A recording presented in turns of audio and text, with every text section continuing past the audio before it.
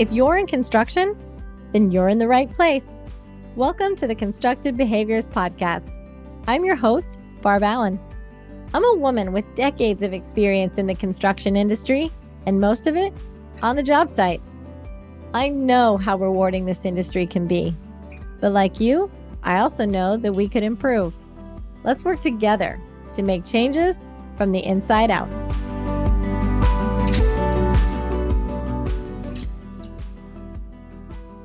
When you run into people that lack familiarity with the construction industry, are you able to clearly articulate the financial benefits that the industry offers? Or are you relying on your typical, it's really good money to do the trick? Being able to articulate the benefits effectively allows the person to see and feel the possibilities and opportunities that could exist for them in construction. Today's guest makes a living by seeing potential and then articulating it to her clients. Abbie Sladick owns Abby Joan Fine Living, a design build remodeling studio and contracting firm in Naples, Florida.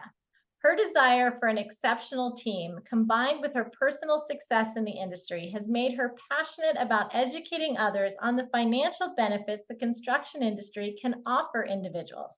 So I'm going to welcome Abbie to the show. Welcome, Abbie. Thank you so much for having me.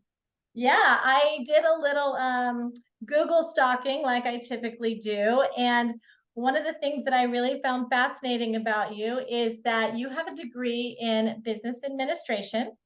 And then your profile jumps right into owning this business that you started 30 years ago in construction. And I am super curious how you made that leap. What happened that took you from business administration into construction and design? So when I came out of school, it was probably one of the worst employment markets ever. It was just horrible in 84. And I ended up moving out to Colorado.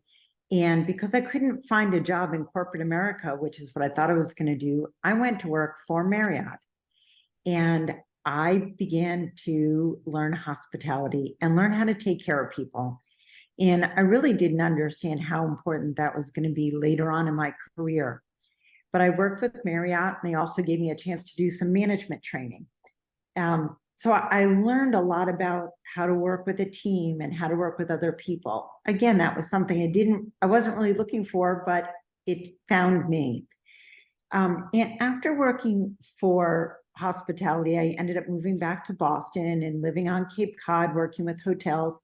And I decided it was too cold. After I saw the movie Cocktail one day on a cold winter day, I said, I need to move to an island. And what I did was I got a job on Marco Island working for a service firm that ran the beach services. And while I was doing that, this was very early in the days of computers, and learning how to use computers and personal computers as it applied to business was a great skill at that time. So I began to learn about computers. So from there, I ended up going and working for a computer consulting firm that helped small businesses. I got a great education in computerized accounting. And now it seems very intuitive, but back then most people were still using a hand checkbook and a little ledger to do their accounting. Yeah. So I was using my business degrees, but I was kind of building one job to the next. From that company, I ended up getting hired by an interior design firm that specified a lot of construction work. And I began to learn about job costing. And that was really something different that a lot of people didn't know. And after working for a couple different design firms and being very frustrated with the general contractors that we were working with, my husband said, well, stop complaining and go get your own contractor's license. And so in the state of Florida, it's not very easy to do. But I kind of got myself into the position where I got some experience under another general contractor, helping small businesses set up their computers and build their new facilities. So I was working for a fellow who did commercial remodeling. And what he did was he gave me the experience. He taught me some of the ropes of the construction side, and I really knew the business side from all the parts and pieces that I was doing. I got my general contractor's license. I was so proud. I was over the moon that I could be a general contractor because there really weren't that many female general contractors. And I started my firm, and I was doing a lot of work for interior designers because I spoke the same language. Yes. And after a while, clients came to me and said, well, I know that you can help me. I have an interior designer, or I see that you have all the skills that maybe I don't need an interior designer, and you could just help me make sure I don't make mistakes. And the skills that I really had gotten doing the accounting, knowing how to do contracts, knowing how to write purchase orders, how to take care of people's money, and the hospitality of being able to take care of people was kind of what led me to become a general contractor. And in 2000, I started my own firm, which was just me at that time, really doing project management. But I saw that there was so much potential to design my own career, kind of design my life at that point by having my own business and being in this very, very large business that had a lot of different ways that it could go. So that's kind of what got me from a business degree to becoming a general contractor. So I wrote down so many things while you were talking. We'll see if I come back and hit all of them. I'm kind of a squirrel sometimes, and I bounce around. So when you left college and the market was not great, what kind of job did you think you were headed toward? What were you looking for when you were in college? I thought I was going to be a corporate HR person. Okay, so you had that desire to make people better from the get-go.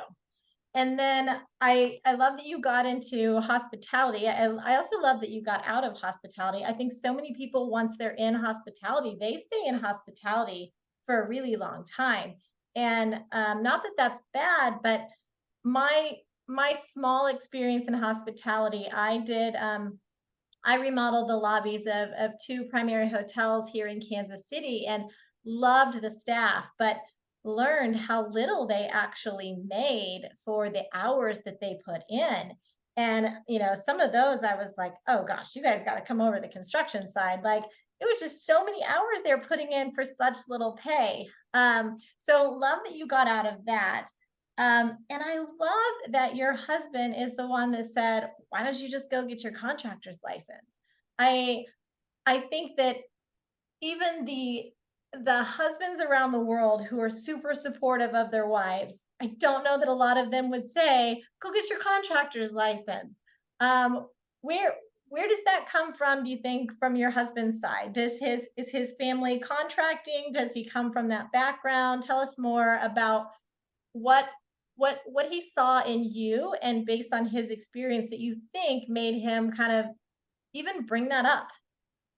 Well, he knows that I'm like a little bulldog. Like I'm good. If he said, well, why don't you just go get your contractor's license? I would like hand on hip said, well, just watch me. Because but he's amazingly supportive and knew that anything I put my mind to, I could do.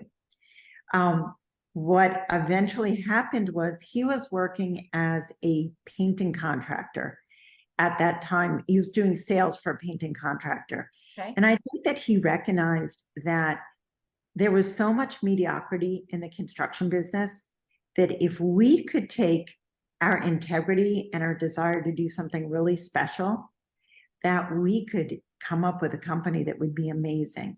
And he knew that I was probably more the person more ready to do the front side than he was. We had two young children at that time, and we both wanted flexible schedules to be able to be there for them, but we were 50-50 partners in that time with them.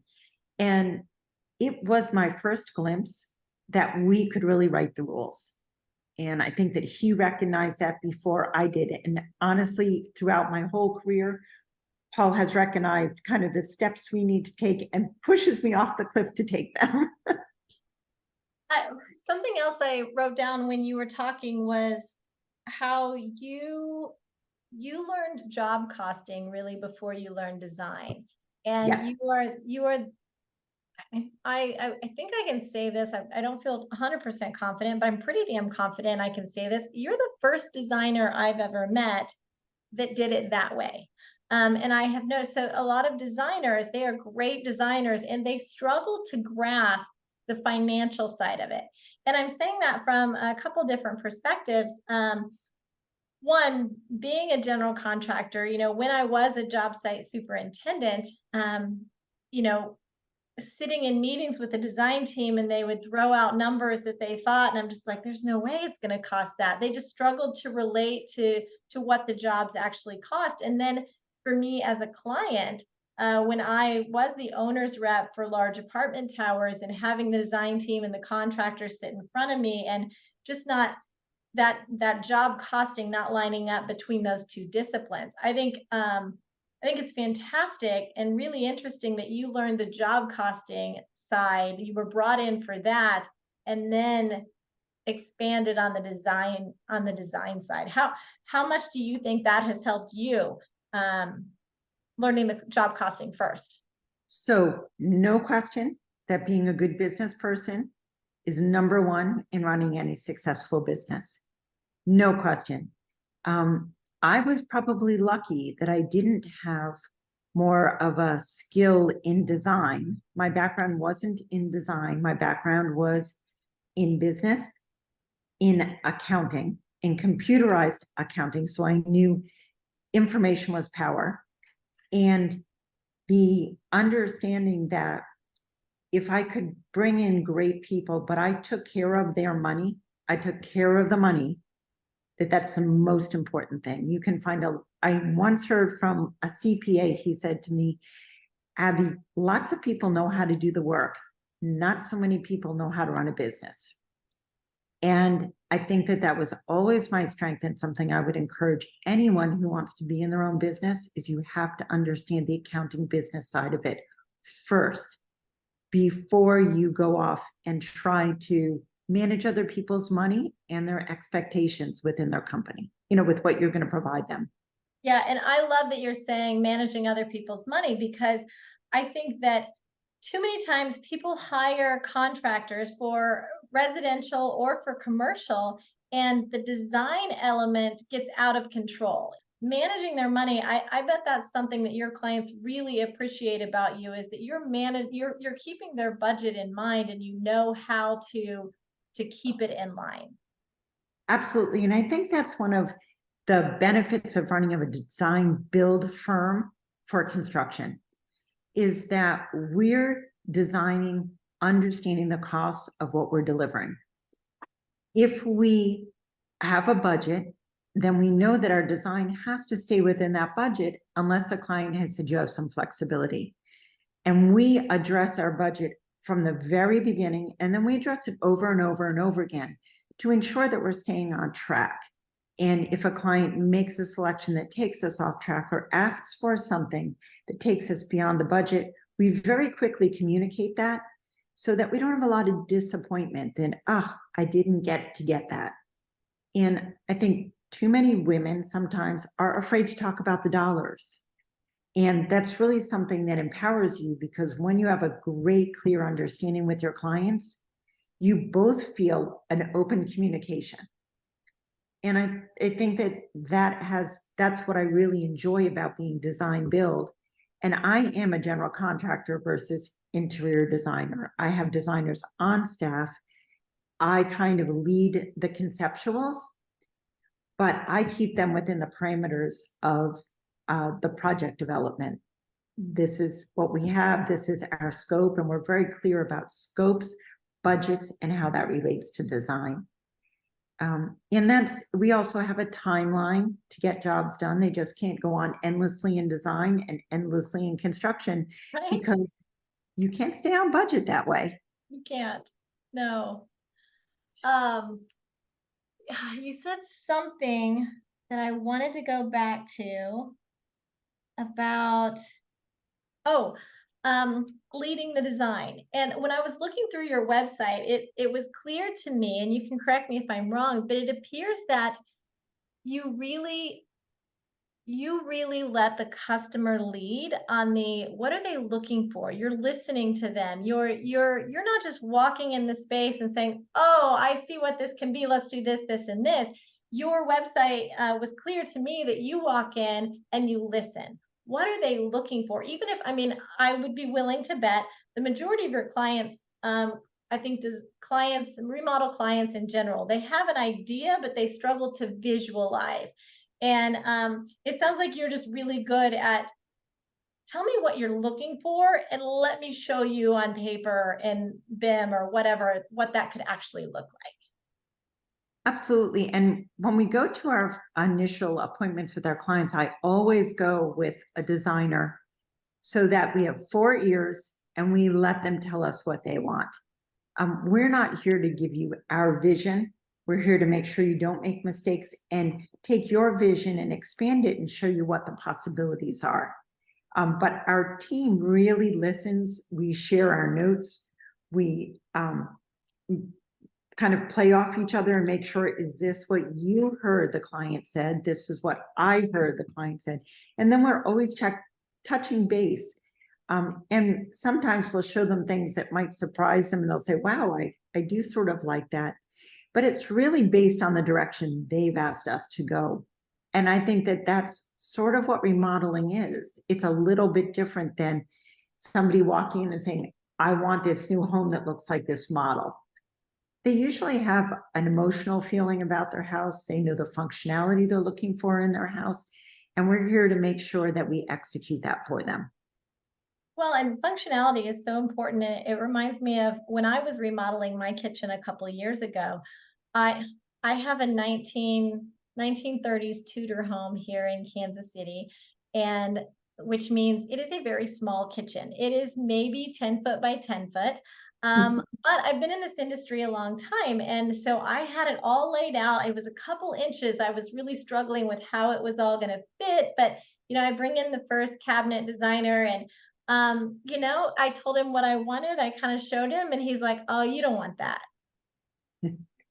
And I couldn't get him out the door fast enough. I'm like, you can't tell me what I want. Like if you want to suggest something else, but telling me, oh, you don't want that. And then the second one came in and I walked him through everything and they're like, oh, that won't work. You'll need to do this. And I'm like, I've been doing this a long time. I know there's a way that we can make it work. And so then the third cabinet guy comes in and he's like, you want what?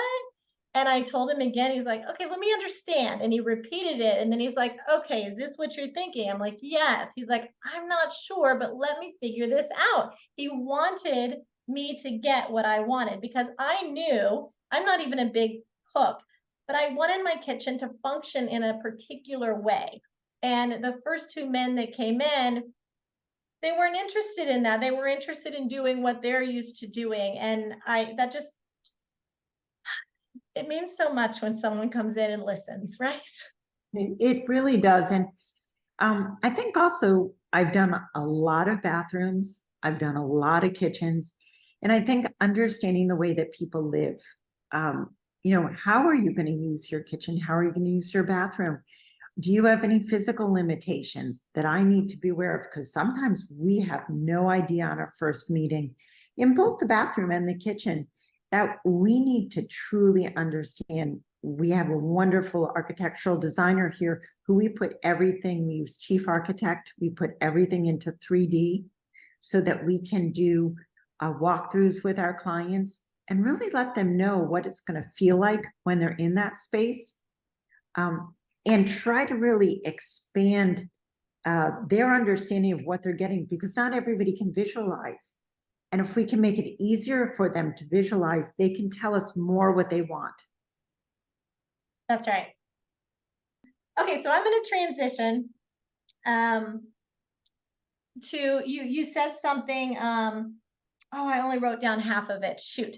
Something about feel like you want people to feel like they can understand the space. And so I want to transition to helping people feel like they can fit in construction and what that what that visualization looks like and how we talk them into it, particularly regarding like what you had sent to me was the first thing you mentioned is how great of a livable wage this industry is and how we can sell people on that and help them visualize what their life looks like when they're living off of the wages that you can get in the construction industry. So tell me more about your thoughts on that.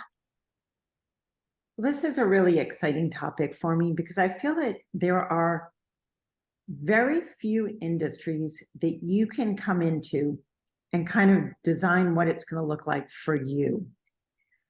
There are so many areas in design, in pre-construction, in project management of that process, in accounting, out in the field, in both project management or field support. And I think that women are great multitaskers. We're often great process people. And we also bring something to the building process that many men don't necessarily have. If you're selling remodeling to a woman, you want to make sure that there's a woman on the other side receiving it. And there's so many contractors that need capable women on their team. And they don't even realize because they've been living in a male culture. To me, I've been able to bring on lots of women into our team. And not only do they earn very livable wages now, but as they grow in their skill set, as I get older and I transition past my career, they're poised to take over a company that has, that can grow, that can change. Remodeling is a very dynamic business, but people always need it because we've been remodeling houses since the beginning of time and we'll always continue to. It's not a flashy business, but it is a business where you can send your kids to college because you've done a great job in the field that you've come into. Being subcontractors, wow, what an opportunity to get quick financial security, whether you're a general contractor or a subcontractor. But if you can do a good job and you're a good communicator, you can write your ticket, particularly in the environment we have now with our labor pool. Yeah, we definitely need more people. We have a shortage, but I think that, and I've experienced this in many of the cities that I've lived in, that we struggle to have how do I say this professionally? We struggle to, from a residential standpoint in Kansas City, right now, you struggle to find someone that will follow up on the phone call, will Absolutely. show up to do the estimate, will then follow up with the estimate, that will then show up when they say they're going to do the work, and they will get it done in the time frame that they said they'll get it done in. And like you said, right now, if you can do those things, you can write your ticket because I'm willing to pay more when I know, oh, Abby used this guy and he showed up on time and he did this and he did this or she did whatever. Like, you can write your ticket. Absolutely. There is no question. And I don't think there's a town in the country that you're not able to write your ticket. I do a lot of networking around the country. Everybody has the same problem finding reliable subs. And I think as a woman in construction, I'm always fast to hire a woman subcontractor. But I think that it's a great equalizer because there may be in corporate America and in some other careers, you may not get the ability to write your ticket that you do have the opportunity to do in construction. Why do you think that's different in construction than other industries? I think in construction, you can prove yourself very fast. It's really about the work that you're doing immediately and it's project based. So you can develop experience quickly. You can prove yourself quickly with clients. Where in corporate, you may have to have 4 years of college and maybe a master's and then get into a training program. Where as a contractor, you could come out of high school, you could have some vocational training either at a trade school or interning with a construction company, and all of a sudden you're up and running. It's a very different path that you can take. And if you do have the education behind you, it only speeds your process because you'll have more experience. You may have more experience in marketing or in the accounting side of things. But those are all the skills that you need to run a small business. And construction are a lot of small businesses, which really support the economy of our communities. And that's what it's about in very difficult economic times. I knew that as long as I was getting jobs done, I was feeding my staff of subcontractors. And that's a pretty good way to wake up in the morning, to know you can't fix all the problems in the world, but you can feed your community. Yeah, so two things I want to talk about on that. We'll see if I remember to come back to both of them. One is visuality. I don't know that that's a word. I make up words, but and the other one is the network. So talking about visuality, which should be a word if it's not, you were talking about how you can see, people can see what your abilities are sooner in construction than other industries. And I hadn't really thought about that before, but even I mean, it can be as simple as, you know, building something physically and showing them that you have the ability to draw, that you heard them and you put it on paper and they can see it like instant. It's not like an accountant where they don't really understand what you're doing in the background and you give them a number. Like, okay, I get it. They did it fast. I don't really know if it's what I was looking for. Our industry is different than that, whether it's through a drawing or through I had a contractor come work on one of my homes the other day, and you know, he spent a day doing what he needed to do, and I walked out and I saw the quality of his work and I know exactly what I would recommend him for in the future. Like, it was immediate. Within 8 hours, I'm able to say this guy does a really good job at X. And I hadn't really thought about the visual aspect of what makes it easier for people to see how good you do your job in our industry. The other thing I mentioned was network, and man, construction is such a big industry, but it is so small. Like when you're building your network, when somebody knows that they can trust you, they know Abby's going to go do this, or they know Mindy's got the best HVAC company, or Rosie's got the best electrical company. Like, you start to form these connections and they're your first call. You know, it's you're building that network together and you're building these projects together. And it's it's a strong network. I mean, I have similar to you, I'm sure. I've got people that I've known for 30 years in the industry and we still call on each other for things. Absolutely. And it's very funny. This almost goes to the psyche of people. When my son was in, I think he was in pre-K, and he said to somebody, "What does your mom do?" "My mom builds things." It's very quantifiable when you work in construction. You make things, you generate things. And so, as you said, at the end of a day, you can see what you've accomplished. And that allows you to kind of speed things up within your career, speed things up within your networking. And in every community, networks are important. In every part of your career, even through LinkedIn, you know, you create a network, because you and I connected through NAWIC. And I said, well, she supports women in construction. I support women in construction. I'm sure we have lots in common. That's how it happens.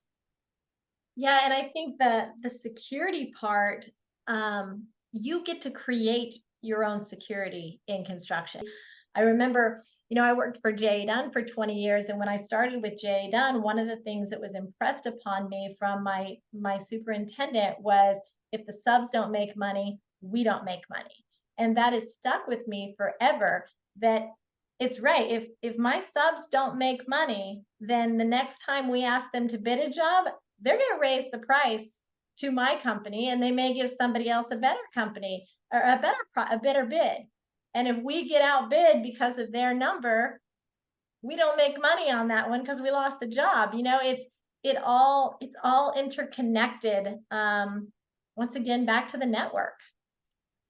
Absolutely. And I think when you're not working for a large corporation and you're working for yourself or a small company, we can easily downsize and upsize in the jobs that we do. And there is never going to be a phone call from a corporate headquarters far away that says, I'm sorry, but we've changed our strategies. There's something really to be said about controlling your business. If you have to do more marketing, if you have to become a better salesperson, if you need to go out and find a niche that's unserved, in construction, you can do that. And that's a little bit about being that dynamic, ready to move, ready to, that I think women in general are very good at adapting, because sort of our whole lives we've had to adapt. Well, and talking about a niche that is underserved made me think more about improving the community, and what you're able to do, what we are able to do as construction professionals with improving the community. What are some of your thoughts on how we do that? Well, I think that first of all, we as a general contractor have a great team on our staff, and we try to do a lot of professional development. And we also have subcontractors who we work to improve the quality of their lives, teaching them, where we teach our clients, our employees English if they speak Spanish. And now we're going to be teaching subcontractors and our project managers Spanish so that we can improve the communication. We give back to our community through charitable efforts where we can. But we just had a big hurricane last year down in our area, Hurricane Ian. And there were so many people that just didn't even know where to turn. And we may be experts in a very small area, but in our area, being able to rebuild or to help people at least to know where to begin is really important. And I feel like we're kind of ground zero on being able to support the community in natural disasters. Yeah. And that's a big part of supporting our community through service as well. Well, and I think something else that we're able to do through service is introduce people to construction.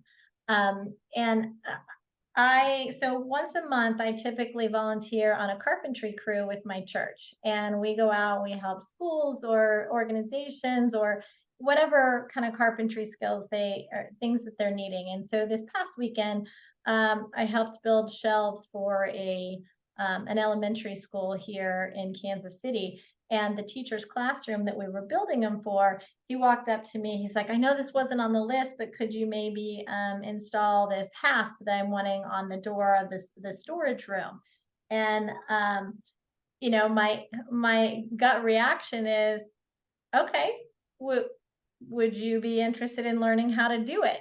Because I think there are so many people that they're just afraid to show that they're afraid to try construction. They're afraid to try the tools. They're afraid to, because they don't want to look stupid, right? What if they can't carry it? What if they don't know how to use it correctly? And I mean, I've been operating power tools for 40 years, and the miter saw that they brought to that job site was a cordless Milwaukee, and I, for the life of me, couldn't figure out how to unlock the darn thing. I had to YouTube how to unlock it. So, I mean, we all, even after all these years, we don't all know how to do it. But I think in community service, when we interact with people who aren't in construction, we have an opportunity to bring them in and show them, hey, this is how I would do it. It's a steel door frame that's grouted, so we're actually going to have to use a couple bits to get this in, but it's the feeling of pride that they get when they've done it themselves and starting to realize that, oh, construction's more than I thought it was, and maybe I can even do some of this. I think that's something that we are able to offer to our communities as well. Oh, absolutely. And that's so neat. I mean, to be able to make it more understandable and acceptable that for everyone, it's okay for everyone to try. And I think a lot of that comes from me. I I've always been one who is I'm afraid to admit when I don't know something, so I just won't try it. Or, like I'm afraid I'll look stupid or I'm afraid I won't be strong enough or whatever. And so I just am like, oh, you want to take care of this. And so I recognize that in others and I want to make that situation better for them because I know how it felt when someone to me was like, hey, let me show you this. And another example I'll throw out, I mentioned this in the first episode I ever recorded. When I was an intern during college, I was a carpenter tender, and that meant I had to take everything for the carpenters and set up their new workspace and then clean it up at the end of the day. Well, one of the things carpenters need is 3/4 inch plywood. I did not, I mean, I was 115 pounds. I did not, could not carry a 3/4 inch piece of plywood. But there was another woman laborer on the job, pulled me aside one day and was like, it's all in the way you carry it. And she showed me how to carry it. And man, I wanted to carry that thing around the job site all day just to show people like, oh no, I got this. I can do this. And this past weekend when I was volunteering, now that I know how to do that, it's just easier for me to do it by myself. And there were some stacks of plywood, and they're like, hey, we need these outside. I'm like, okay, let me. And I just grabbed one and started carrying it out. And I turn around, and this guy who works for the school is trying to carry one out. And he sets it down. He's like, I just felt like if you did it, I had to figure out how to do it. And I'm like, no, no, no, let me just show you how. It's about knowing how. And then he was like, oh, now I got it. But I just love watching people feel empowered to be able to do things. And I don't know, I just think that's something that we're able to offer people, especially being who you and I are that are unexpected. People don't expect us to know what we know about construction. So it's easier for them to learn from us because we're not as intimidating. Oh, absolutely. That's such a great story. I love that. It was a fun time for sure. Oh, I bet. Okay, I think we covered everything that we were talking about covering. Is there anything else that you want to end with today?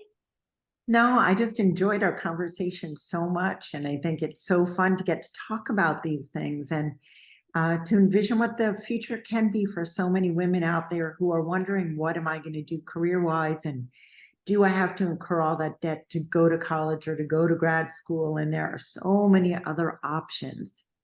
And definitely construction should be one that you should be looking at. Well, and I'm glad you mentioned college because I don't think that's something that I've touched on in an episode much before. And um, you you definitely don't have to go to college to be in construction, but you definitely can, and you can pursue basically any degree and still end up in construction. One thing I think is important to let women know though is women are, because of the quotas that have been put in place, it makes women in high demand to hire them from college. And I will admit, I don't like being the reason that I'm a female is the reason I got hired. I don't appreciate that. But then once I get in the door, I'm able to show that I'm worth keeping, and then I get to stay. And I say all that to say I went to college at Central. What is it called now? University of Central Missouri. And when I graduated, I had, I think, $2,300 in debt. 2,300 is all that I had in debt. And I paid for my entire school, um, my books and everything. And granted, I had some scholarships that helped me, but I had a very good girlfriend that we graduated. She graduated the year before me. And if memory serves me correctly, she graduated with $30,000 of debt. And I say all of that to say that for women right now, you don't have to go to the most expensive school. You can, I mean, they are just they are looking to bring women in. And if you think college is the right thing for you, you do not have to go to the top-notch school to be successful in construction. And that helps with that.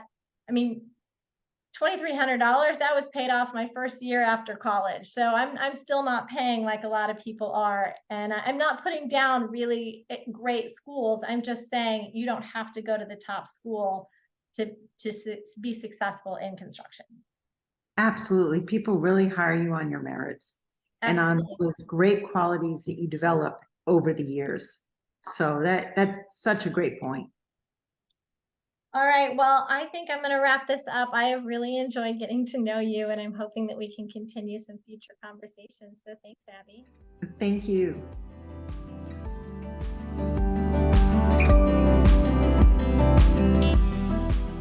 If you know someone that could benefit from this particular episode, then share it with them. Or if you want to continue to learn about the untapped and underutilized resources that will take your business to the next level, then follow the podcast. You don't want to miss an episode where we discuss what you needed to hear. And lastly, there is a link in the show notes that will allow you to reach out to me directly if you want to accelerate that learning curve. Thanks for listening. Talk soon.